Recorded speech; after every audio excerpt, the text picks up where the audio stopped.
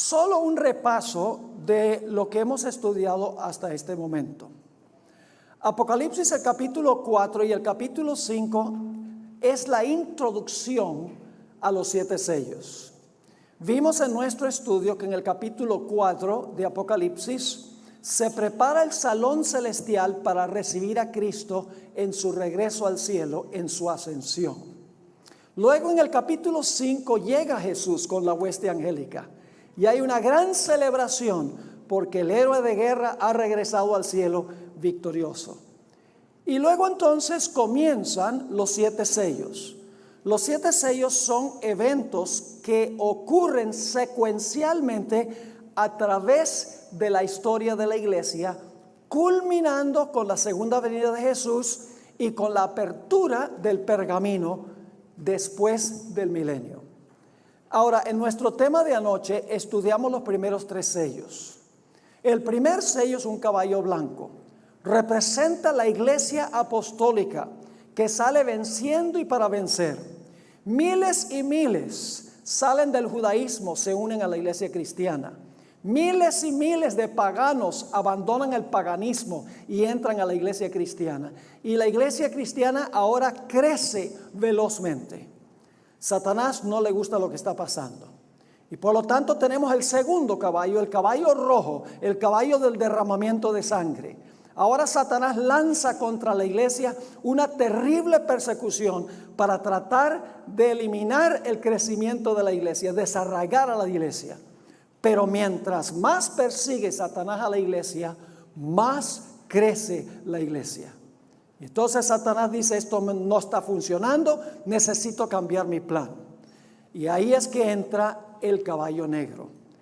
Satanás dice, si no puedo destruirlos desde afuera por la persecución, lo que voy a hacer entonces es introducir la apostasía a la iglesia. Voy a introducir la oscuridad, las tinieblas, que es de color negro, que es el caballo negro, el tercer caballo del libro de Apocalipsis. Y así es que entra la oscuridad, las tinieblas, la negrura de las tinieblas, empieza a penetrar a la iglesia y esa oscuridad se intensifica durante el periodo del cuarto sello. Ahora sí estamos en el momento cuando vamos a ver lo que nos enseña el cuarto sello. ¿Cuál es el significado del cuarto sello? El cuarto sello representa el periodo de dominio papal que se conoce como las edades oscuras.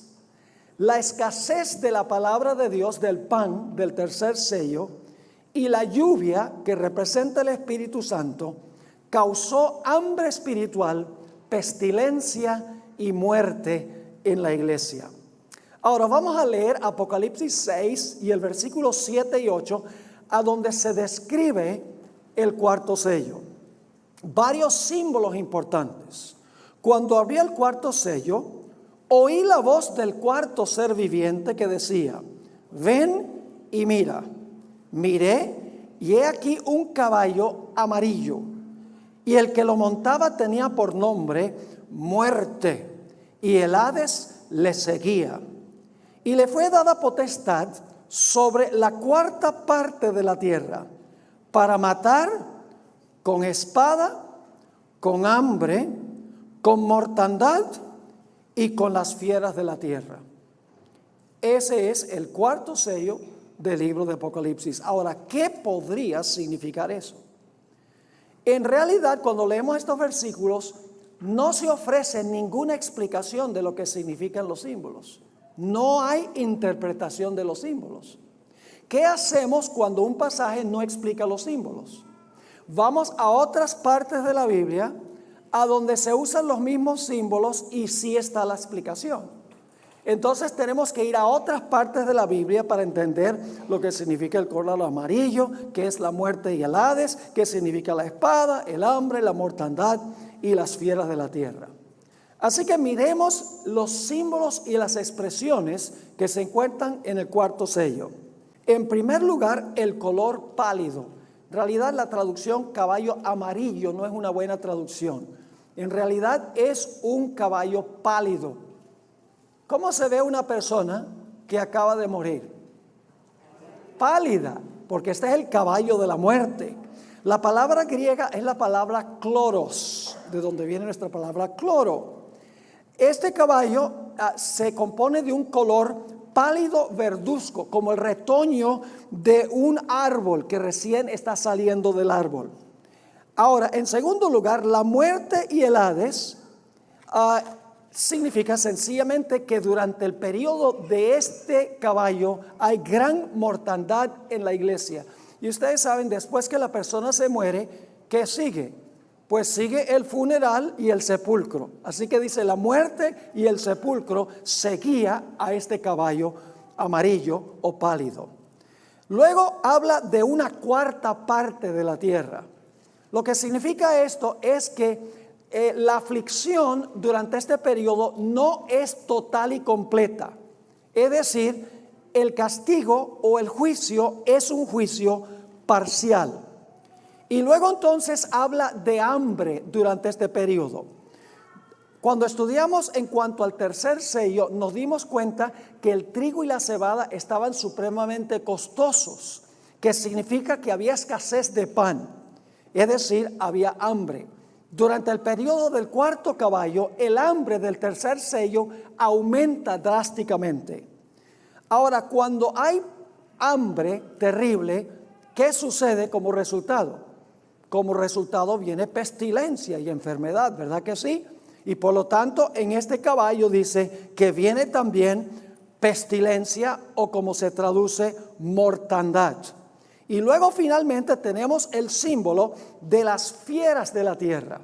Ahora, ¿qué representan las fieras de la tierra? Les voy a decir ahora y luego lo vamos a comprobar más adelante en nuestra sesión. Lo vamos a explicar con varios textos de la Biblia. Las fieras de la tierra representan a líderes y naciones enemigas del pueblo de Dios que quieren destruir al pueblo de Dios. Así que esos son los símbolos que tenemos en el cuarto sello. Ahora necesitamos interpretar esos símbolos a la luz del contexto histórico. Necesitamos ir al Antiguo Testamento para entender el cuarto sello. Ahora, en el Antiguo Testamento, cuando el pueblo de Israel apostataba, cuando el pueblo de Israel desobedecía el pacto de Dios, Dios enviaba 4 castigos al pueblo. Quiero que noten cuáles son esos 4 castigos. Ustedes tienen aquí 2 referencias. No vamos a leer Levítico 26, 21 al 26. Son demasiados versículos para el tiempo que tenemos. Vamos a leer Ezequiel 14, 21 para ver cuáles son los 4 castigos que Dios envía cuando su pueblo quebranta el pacto, cuando su pueblo apostata. Dice allí en el libro de Ezequiel 14, 21, por lo cual así ha dicho el Señor Jehová, ¿cuánto más si mis 4 malos juicios? ¿Cuántos son los juicios de Dios malos? Los 4 malos juicios. ¿Y qué son esos juicios? Espada, ¿y qué más? Y hambre, ¿y qué más? Y mala bestia, ¿y qué más? Y pestilencia. Enviaré contra Jerusalén para talar de ella hombres y bestias. Yo pregunto, ¿esos castigos son los mismos que se mencionan en el cuarto sello que acabamos de leer? ¿Cómo no? Significa entonces que en el cuarto sello la iglesia del Señor Jesús está en apostasía. Y estos 4 castigos van a caer sobre la iglesia.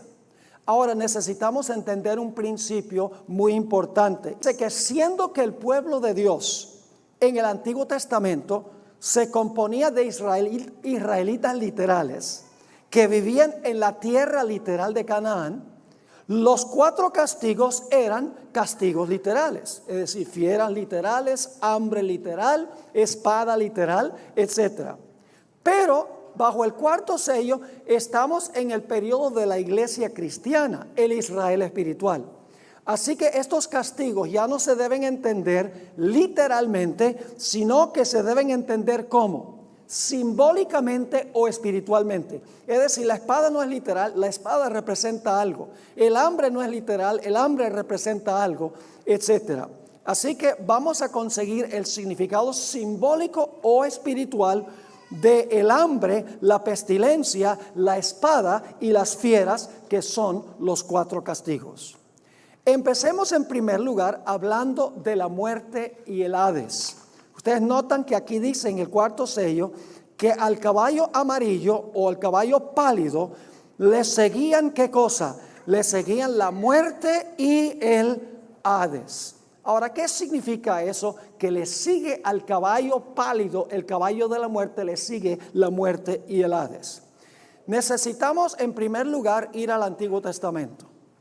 En el Antiguo Testamento hay una palabra que es la palabra Seol. Ahora, si ustedes tienen una versión Reina Valera del año 60, van a encontrar que la palabra Seol no se traduce, sino que sencillamente se translitera, se pone Seol en la traducción. Ahora, la pregunta clave es ¿qué significa la palabra Seol? Vamos a varios textos del Antiguo Testamento a donde vemos qué significa la palabra Seol. Y luego vamos a ir al Nuevo Testamento. Salmos 6 y el versículo 5. Salmos 6, 5. Y quiero que noten que con el Seol se conecta o se vincula la muerte. Dice en el Salmo 6, 5, porque en la que, en la muerte no hay memoria de ti, en el que, en el Seol, ¿quién te alabará? ¿Ven que la muerte y el Seol se juntan? El Salmo 89, 48.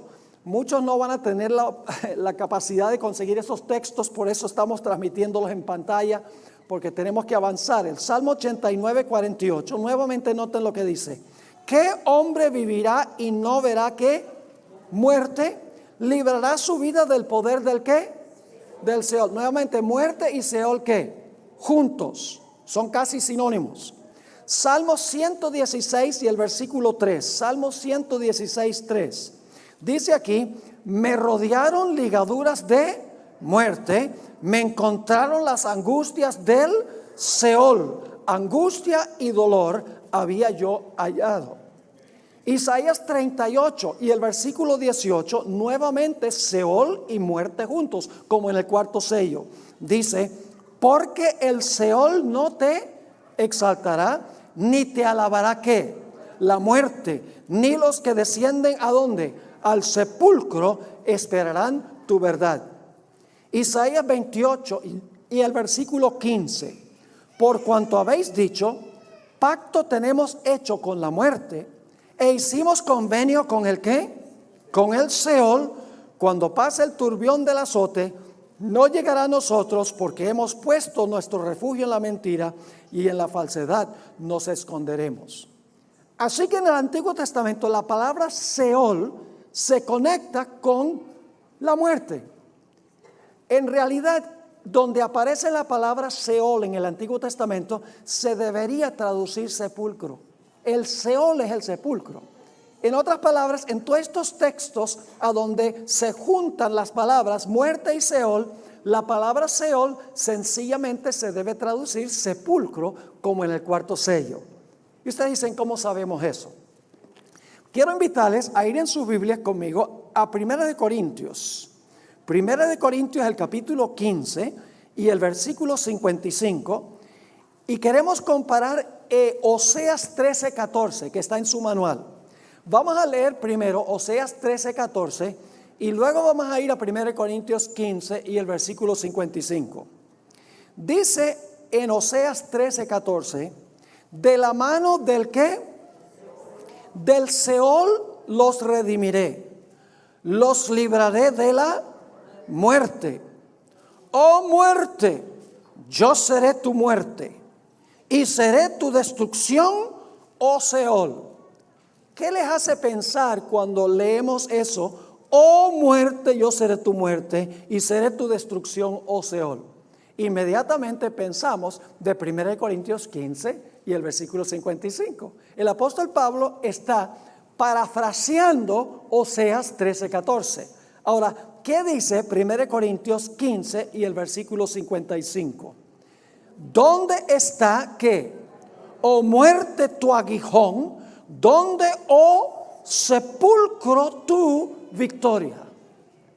Entonces yo pregunto, ¿cómo se debe traducir la palabra Seol? Sepulcro. También la palabra en el Nuevo Testamento que equivale a Seol es la palabra Hades, que se usa 12 veces en el Nuevo Testamento. Y cuando aparece la palabra Hades, que es equivalente al hebreo Seol, se debe traducir, ¿qué cosa? Se debe traducir sepulcro. Aunque lamentablemente muchas versiones traducen la palabra Seol con la palabra infierno. Pero en realidad no es el infierno, es la muerte, es el sepulcro. Porque después de la muerte, ¿a dónde va la gente? La gente va al sepulcro. Ahora, hay otro texto que queremos que ustedes noten, a donde se usa la palabra Hades, la misma palabra que aparece en 1 Corintios 15 y el versículo 55. Los Hechos 2, 25 al 27, y luego vamos a leer el versículo 30 y 31. Hechos 2, 25 al 27, y luego los versículos 30 y 31. En realidad aquí Pedro, en el día del Pentecostés, está citando el Salmo 16 y el versículo 8 y 10. Es decir, Pedro está tomando el Salmo 16 y lo está incorporando en su sermón en el día del Pentecostés. Dice aquí en el versículo 25, porque David dice de él, es decir, de Jesús: veía al Señor siempre delante de mí, porque está a mi diestra, no seré conmovido. Todo esto viene del Salmo 16. Por lo cual mi corazón se alegró y se gozó mi lengua, y aún mi carne descansará en esperanza. Está hablando Jesús aquí proféticamente de sí mismo, de lo que iba a pasar con él 1000 años después que se escribió esto. Versículo 27. ¿Por qué la carne de Jesús iba a descansar en esperanza? Porque no dejarás, ¿qué cosa? Mi alma en el Hades. Ahora, en una lección anterior nos dimos cuenta que la Nueva Versión Internacional traduce esto de una forma distinta. La Nueva Versión Internacional traduce: porque no me dejarás en el sepulcro. La misma palabra de 1 Corintios 15, 55. Ahora, lo interesante es que la versión Reina Valera del 60, 1 Corintios 15, 55, traduce la palabra sepulcro. Pero aquí translitera la palabra y pone la palabra Hades. ¿Por qué no puso sepulcro aquí también? Lo que está diciendo Jesús proféticamente, que su carne va a descansar en esperanza, porque Dios no va a dejarlo a él. El alma es la persona. No me dejarás a mí, dice Jesús, en el sepulcro, ni permitirás que tu santo vea corrupción. Es decir, el alma es Jesús, el santo. Y en el sepulcro, ¿qué pasa con el cuerpo? Sufre corrupción. Es decir, que cuando la persona muere, lo que sigue después es el sepulcro. Y luego dice en el versículo 30, ¿de qué estaba hablando Pedro? Pero siendo profeta y sabiendo que con juramento Dios le había jurado que de su descendencia en cuanto a la carne levantaría al Cristo para que se sentase en su trono, viéndolo antes, habló de qué cosa. Habló de la resurrección de Cristo, que su alma, nuevamente que él, que su persona no fue dejada, ¿dónde? En el Hades. ¿Qué es el Hades? En el sepulcro, ni su carne vio qué cosa, ni su carne vio corrupción. Ahora la pregunta clave es esta: ¿qué fue lo que causó que la iglesia durante el periodo del cuarto sello sufriera la muerte y fuera al sepulcro? Porque el cuarto sello dice que a este caballo amarillo le siguió ¿qué cosa? La muerte y ¿qué más? Y el sepulcro. ¿Qué fue lo que causó que la iglesia durante este periodo sufriera la muerte y fuera al sepulcro? La respuesta es que hubo 4 factores que llevaron a la muerte de muchas personas durante el periodo de esta iglesia. Esas 4 cosas son, ya las vimos: la espada, el hambre, la pestilencia o la mortandad y las fieras. Eso fue lo que causó la muerte y llevó a muchos al sepulcro. Así que tenemos que interpretar el significado de estos 4 castigos de Dios cuando se viola el pacto de Jehová. Hablemos en primer lugar de la espada. Los textos claves para entender la espada son Romanos 13, 1 al 4 y Apocalipsis 13 y el versículo 10 y el versículo 14. Hemos visto en una lección anterior que la espada tiene un doble significado. En primer lugar, la espada representa ¿qué cosa? La espada representa la Biblia. La espada del Espíritu es la palabra de Dios. Pero en el segundo sello nos dimos cuenta que cuando se predica la palabra de Dios, la palabra de Dios trae paz al que la recibe. Pero ¿qué pasa con el que rechaza la palabra de Dios? El resultado es que se enoja contra el que recibió el mensaje de la Biblia y usa la espada del poder civil, la espada del poder del gobierno para perseguir a los que están usando la espada del Espíritu para predicar. Ahora, quiero que notemos a Romanos 13 y el versículo 1 al 4. Romanos 13, 1 al 4. Aquí se da un segundo significado de la espada. El primer significado es que la espada representa ¿qué cosa? La palabra de Dios. Yo pregunto, cuando se predica la palabra de Dios, ¿todos reciben la palabra? No. Pero los que reciben la palabra, ¿entra la paz en su vida? ¿Cómo no que entra la paz en su vida? ¿Qué hacen los que escuchan el mensaje y no les gusta? Se levantan en contra de los que están predicando la palabra. Ahora, noten Romanos 13, 1 al 4. ¿Quién tenía la espada en los días del apóstol Pablo? Sométase toda persona a las autoridades superiores, porque no hay autoridad sino de parte de Dios, y las que hay por Dios han sido establecidas. De modo que quien se opone a la autoridad es el gobierno romano en la época de Pablo. A lo establecido por Dios resiste, y los que resisten acarrean condenación para sí mismos. Porque los magistrados, son gobernantes, no están para infundir temor al que hace el bien, sino al malo. ¿Quieres pues no temer la autoridad? ¿Quieres no tenerle miedo al gobierno? Haz lo bueno y tendrás alabanza de ella, porque es servidor de Dios para tu bien. Pero si haces lo malo, teme, porque no en vano lleva ¿qué? Yo pregunto, ¿el poder civil tiene la espada para castigar qué clase de violaciones? Violaciones del Código Civil. ¿Puede el gobierno legítimamente castigar violaciones de, el sábado? Puede Donald Trump dice, los adventistas no guardan el sábado, vamos a echarlos a todos a la cárcel.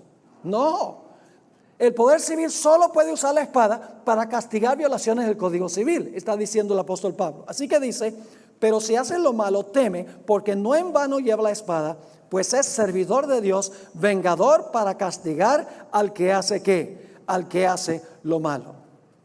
Ahora, el cuarto sello representa el periodo de dominio papal. La iglesia romana de los 1260 años. Yo pregunto, ¿qué hacía la iglesia romana durante los 1260 años? ¿Persiguió a los que no concordaban con sus doctrinas y prácticas, sí o no? Cuando los fieles proclamaban la palabra de Dios, el evangelio puro, ¿qué hacía la iglesia? Bueno, la iglesia como iglesia no perseguía, sino que ¿qué hacía la iglesia? La iglesia apelaba al poder civil para que el poder civil le prestara la espada a la iglesia para castigar a los que no estaban de acuerdo con las doctrinas y las enseñanzas de la iglesia. ¿Me están entendiendo o no? Es decir, la iglesia usaba la espada civil para castigar violaciones espirituales que tenía la iglesia. Ahora, en Apocalipsis 13, 9 y 10, nos dice que ese sistema que usaba la espada, cuando terminara su periodo de dominio, la espada le iba a dar la herida mortal a ese sistema. Dice en Apocalipsis 13, 9 y 10, si alguno tiene oído, oiga. Si alguno lleva en cautividad, está hablando de este poder que usó el poder civil. Si alguno lleva en cautividad, ¿qué? Va en cautividad. Si alguno mata a espada, yo pregunto, ¿el poder papal mataba con la espada del poder civil? ¿Cómo no? No es una espada literal. Significa sencillamente la capacidad que tiene el poder civil para castigar violaciones del Código Civil. Así que dice, si alguno mata a espada debe ser ¿qué? Muerto. Aquí está la paciencia y la fe de los santos. Cuando llegó el final del periodo de dominio del poder papal, Francia, que es el poder que más le brindó la espada al papado para perseguir a los fieles de Dios, se levantó y volcó la espada en contra del sistema. El poder civil de Francia le dio la herida mortal al poder papal. Así que la espada representa ¿qué cosa? La espada representa la idea de que la iglesia de este periodo usó la espada del poder civil para castigar a los que no concordaban con las enseñanzas y prácticas de la iglesia, y esto llevó a la muerte de millones de personas, y el sepulcro les seguía. Ahora es interesante que Dios permitió durante este periodo que el caballo amarillo hiciera lo que hizo. El cuerno pequeño, dice, se le permitió hacer guerra contra los santos y vencerlos.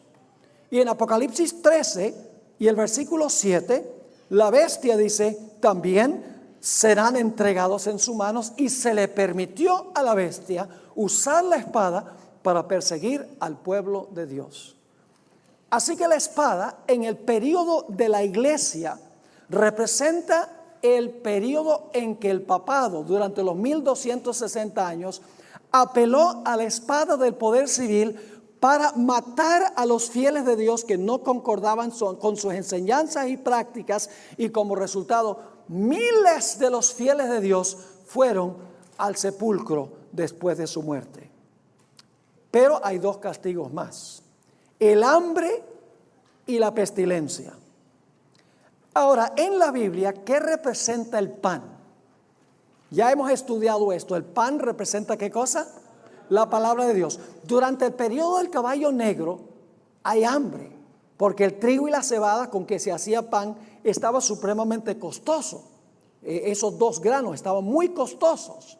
Había escasez de pan, pero bajo el periodo del cuarto sello prácticamente desaparece el pan, que representa ¿qué cosa? La palabra de Dios. ¿Y quién acompaña la palabra de Dios cuando se predica? La espada ¿de qué?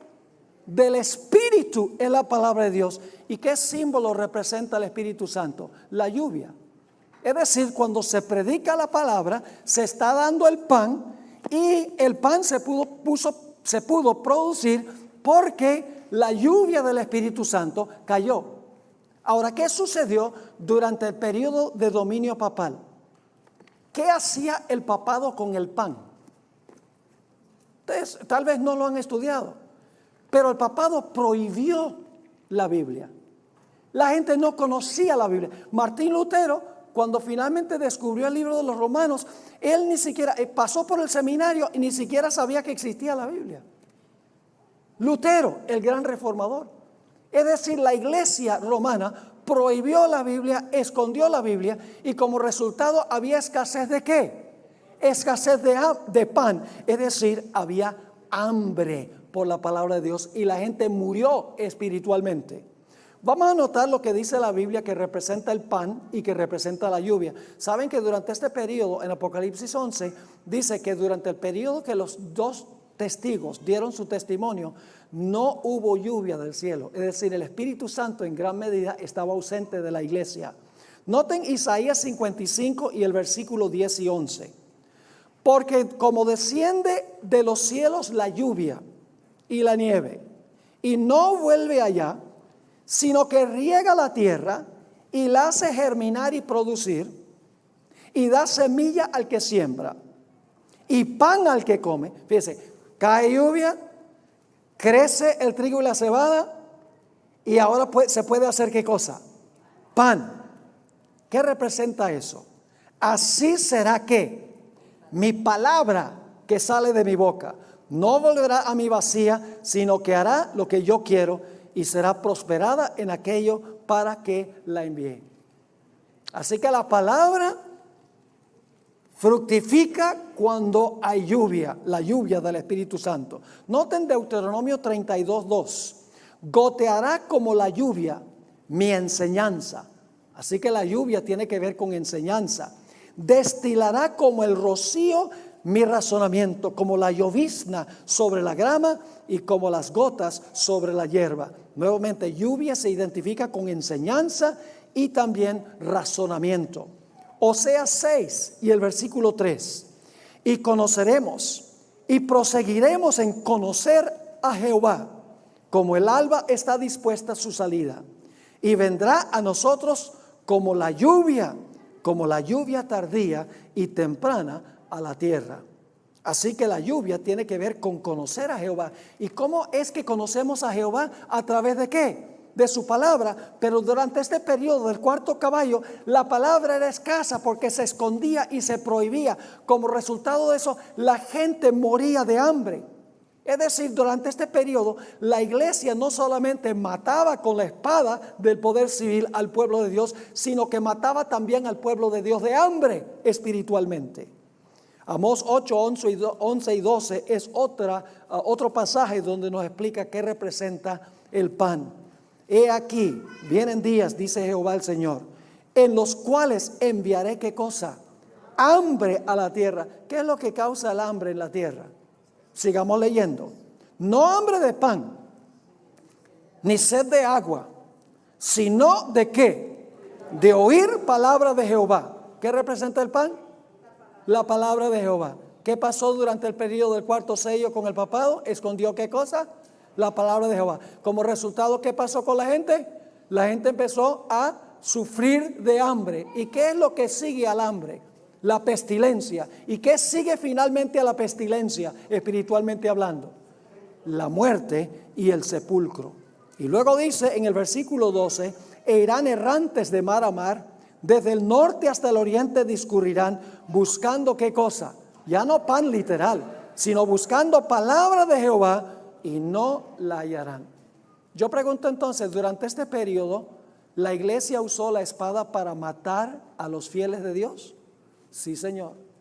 La iglesia prohibió la palabra de Dios y por lo tanto el Espíritu Santo que trabaja a través de la palabra estaba escaso.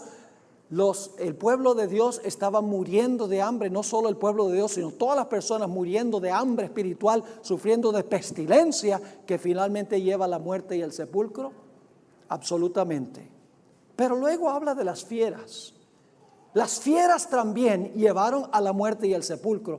¿Y qué representan las fieras?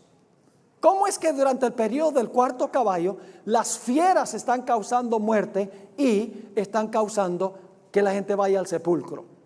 Tenemos que entender que estamos tratando con símbolos. La espada es simbólica, el hambre por la palabra es simbólico, la pestilencia, la enfermedad espiritual es simbólica, y las fieras durante este periodo son simbólicas también, porque estamos tratando ya con el Israel espiritual, no con el Israel literal, que sufrieron los castigos, los 4 castigos literalmente. Ahora, ¿qué representan las fieras?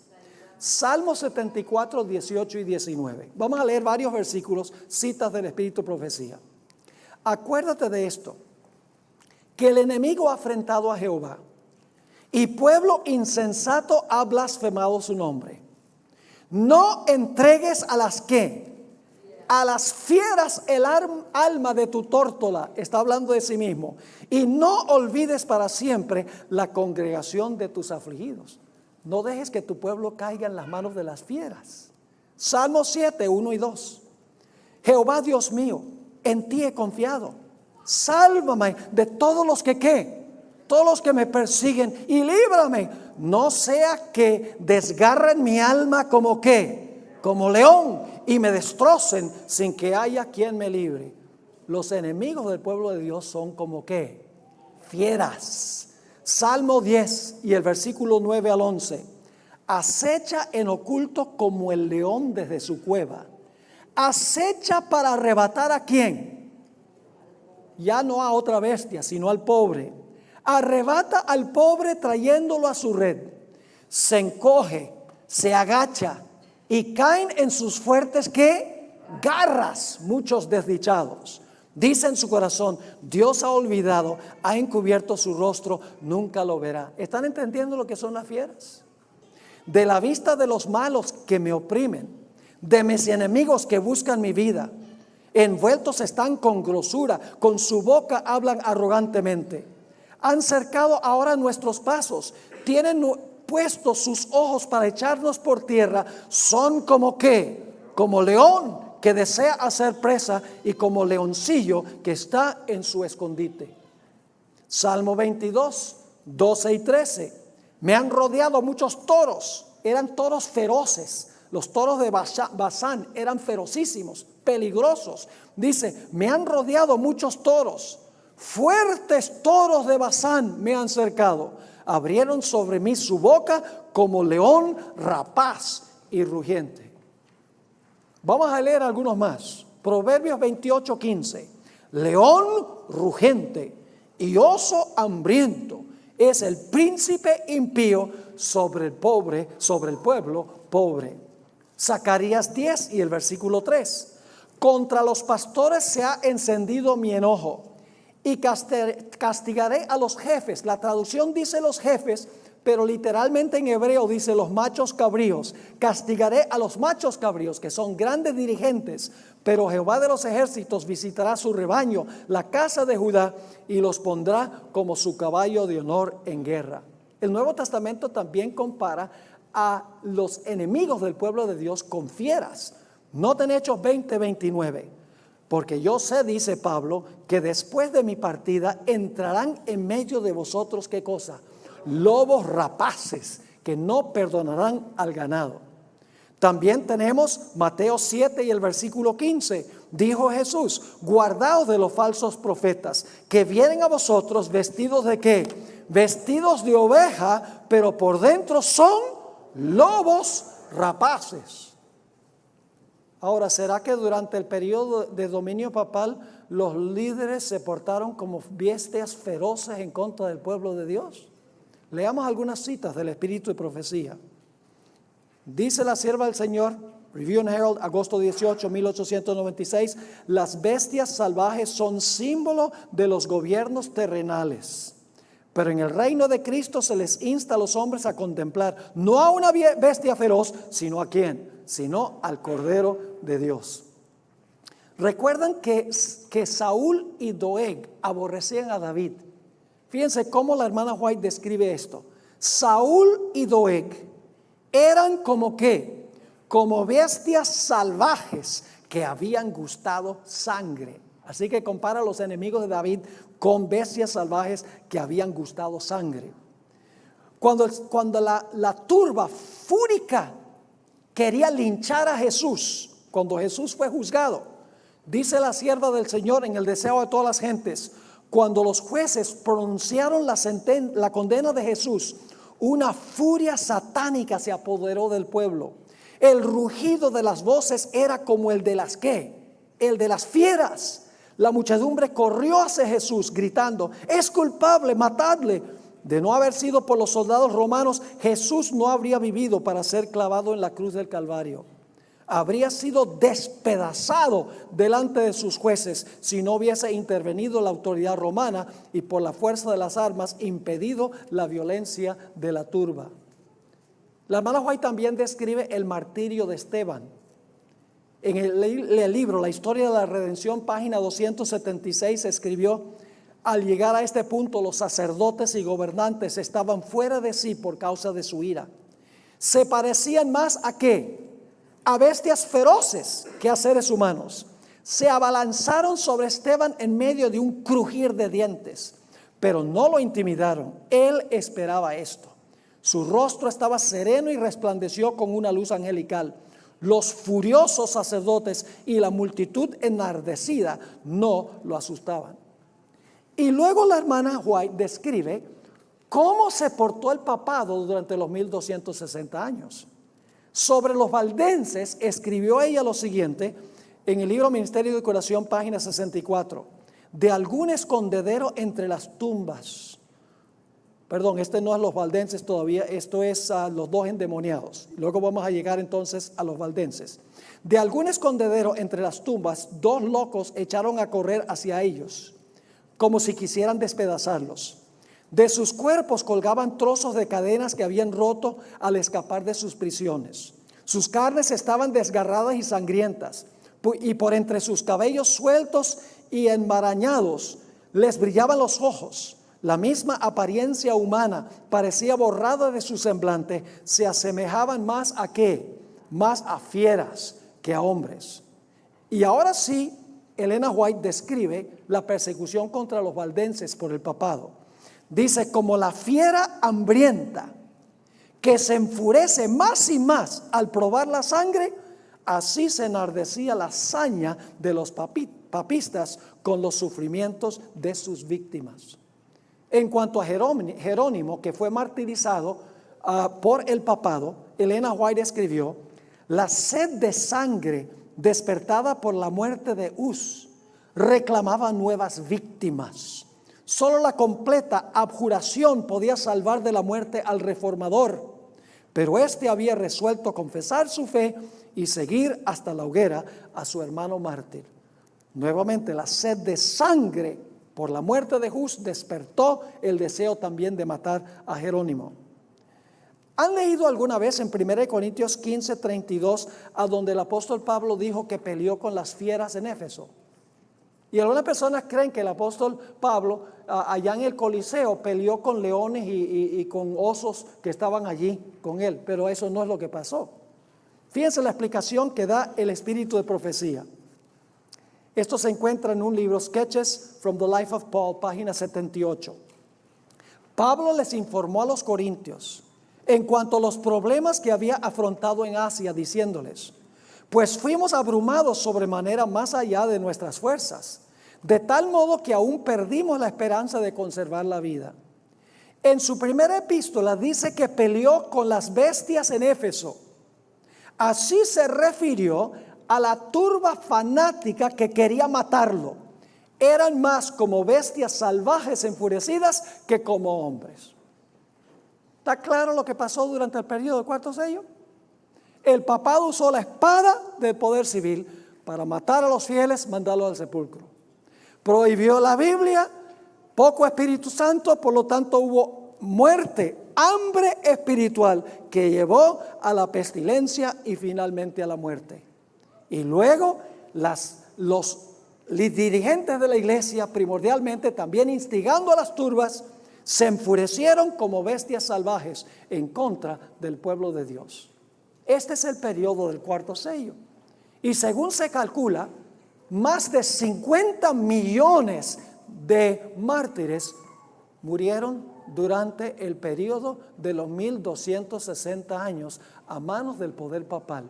La muerte y el sepulcro le seguía a este caballo pálido, el caballo de la muerte. Tenemos que avanzar rápidamente porque el reloj es el mayor enemigo que tenemos aquí. La iglesia de Tiatira, que es la cuarta iglesia, es paralela al periodo del cuarto sello. ¿Se dieron cuenta que Éfeso, la iglesia de Éfeso, la primera iglesia, es paralela a la iglesia apostólica? La segunda iglesia, la iglesia de Esmirna, es paralela a la iglesia, paralela al segundo sello, que es la iglesia perseguida. El tercer sello, la iglesia de Pérgamo, la iglesia de Pérgamo, es paralela al tercer sello cuando entran las tinieblas a la iglesia. El cuarto sello es paralelo a la cuarta iglesia que se llama la iglesia de Tiatira. Ahora voy a contarles un poquito en cuanto a esta iglesia. Se menciona una mujer en relación con la cuarta iglesia. Esa mujer se llama Jezabel. Jezabel era una ramera y ella se unió con Acab, quien era el gobernante civil en Israel, para introducir una religión apóstata en Israel, que era una combinación de la religión de Dios con la religión de Baal. Es decir, fue un sincretismo, una mezcla de la adoración a Dios y del paganismo. Yo pregunto, ¿así sucede también con la iglesia romana? ¿Es una mezcla de la adoración a Dios con muchas prácticas y creencias paganas? ¿Cómo no? En gran medida. Ahora, el Dios principal por el cual abogaba Jezabel se llamaba Baal. Y Baal era el dios sol. Es decir, ella proliferaba la adoración al dios sol e introdujo en Israel la idolatría y la fornicación. Es decir, entre el pueblo de Dios en el Antiguo Testamento llevó al pueblo a quebrantar el pacto.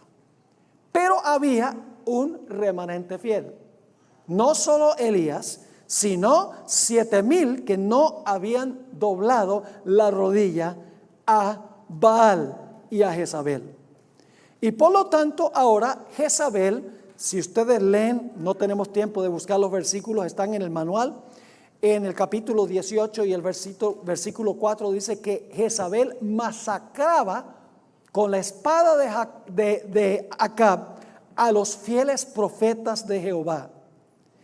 Y en el capítulo 9 y el versículo 7 de Segunda de Reyes dice que Dios finalmente iba a vengar la sangre de los fieles que fueron muertos por Jezabel. ¿Cuánto tiempo duró el dominio de Jezabel? 3 años y qué, 3 años y medio. Durante ese periodo cayeron los 4 juicios de Dios en contra de Israel porque abandonaron el pacto. La espada, Primera de Reyes 19, el versículo 10 y el versículo 14. Sequía, porque no llovió, había hambre, no había pan. Pestilencia, puede leer, entraron enfermedades terribles entre Israel porque el pueblo sufrió de raquitismo y las bestias salvajes estaban buscando qué comer y por lo tanto se lanzaron literalmente en contra de los habitantes que vivían en Israel. Cayeron los 4 castigos. Ahora, eso fue en el Antiguo Testamento, pero la cuarta iglesia es la iglesia que corresponde al cuarto sello, es el periodo de dominio papal. Yo pregunto, ¿el papado se le describe en el libro de Apocalipsis como la gran ramera, sí o no? ¿Como Jezabel? Absolutamente. El papado entremezcla la adoración y la alianza a Dios con prácticas y con creencias paganas. ¿Cómo no? La iglesia romana aboga por el día del sol como el día de reposo. Sí, ya no es el sol literal, sino es el día del sol. La iglesia romana ha introducido la idolatría en la iglesia. ¿Cómo no? Fornica con los reyes de la tierra usando su espada. ¿Cómo no? ¿Cuánto tiempo dominó el papado durante su periodo? Tiempos, la mitad de un tiempo, que equivale a 3 años y medio, solo que en el Antiguo Testamento son literales, mientras que en Apocalipsis tiempo es la mitad de un tiempo, son 1260 años. Yo pregunto, ¿durante los 1260 años hubo abundancia de lluvia? No. Apocalipsis 11:3 dice que durante este periodo los 2 testigos, la Biblia, profetizaron de luto y durante su tiempo de proclamar el evangelio no cayó lluvia. Masacró este poder con la espada a los fieles de Dios. Se comportaron los líderes como bestias salvajes contra los fieles de Dios. Mató de hambre a los fieles de Dios espiritualmente.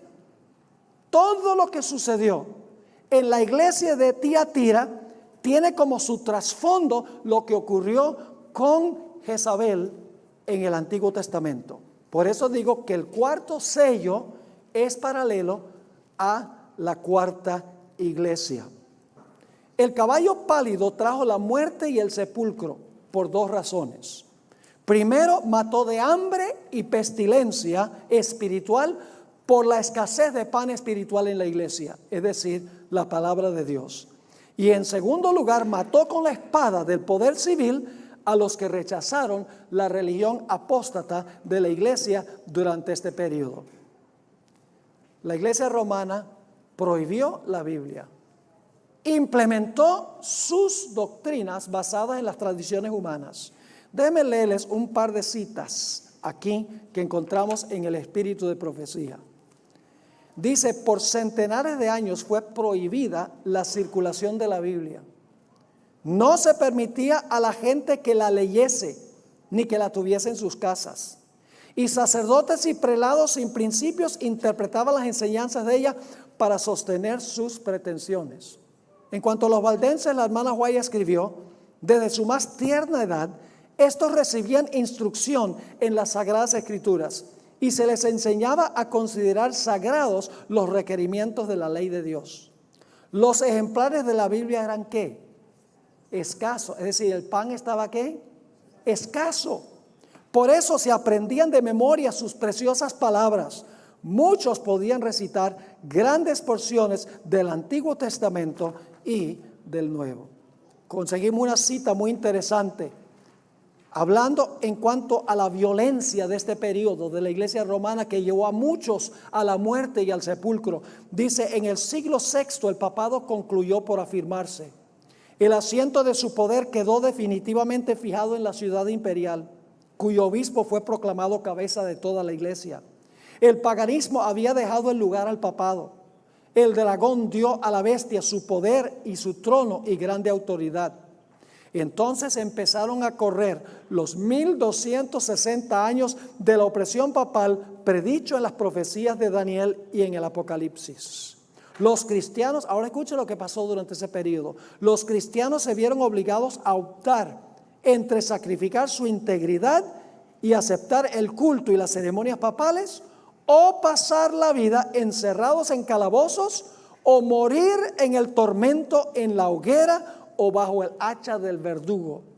La persecución se desencadenó sobre los fieles con furia jamás conocida hasta entonces, y el mundo vino a ser un vasto ¿qué? Un vasto campo de batalla. La muerte y el sepulcro vinieron como resultado de la iglesia durante este periodo. En el Conflicto de los Siglos, página 74, ella escribió: las persecuciones que por muchos siglos cayeron sobre esta gente temerosa de Dios, sobre los valdenses, fueron soportadas por ella con una paciencia y constancia que honraban a su Redentor. A pesar de las cruzadas lanzadas contra ellos y la inhumana matanza a que fueron entregados, siguieron enviando a sus misioneros a diseminar la preciosa verdad. Se los buscaba para darles muerte, y con todo su sangre regó la semilla sembrada que no dejó de dar fruto. Y luego una cita más, y entonces voy a conectar los sellos 3, 4 y 5, porque esta tarde los dos temas son sobre el quinto sello. Dice, en el siglo XIII se estableció la más terrible de las maquinaciones del papado, la Inquisición. El príncipe de las tinieblas obró de acuerdo con los jefes de la jerarquía papal. En sus concilios secretos, Satanás y sus ángeles gobernaron los espíritus de los hombres perversos, mientras que invisible acampaba entre ellos un ángel de Dios que llevaba apunte de sus malvados decretos y escribía la historia de hechos por demás horrorosos para ser presentados a la vista de los hombres. Babilonia la Grande fue embriagada de la sangre de los santos. Ahora escuchen, muy importante esto. Los cuerpos mutilados de millones de mártires, ¿qué hacían? Clamaban a Dios venganza contra aquel poder apóstata. ¿Saben qué encontramos en el quinto sello? En el quinto sello, los mártires debajo del altar que murieron durante el cuarto sello están clamándole a Dios y diciendo: Señor, ¿hasta cuándo no juzgas y vengas nuestra sangre de parte de los que están derramándola en la tierra?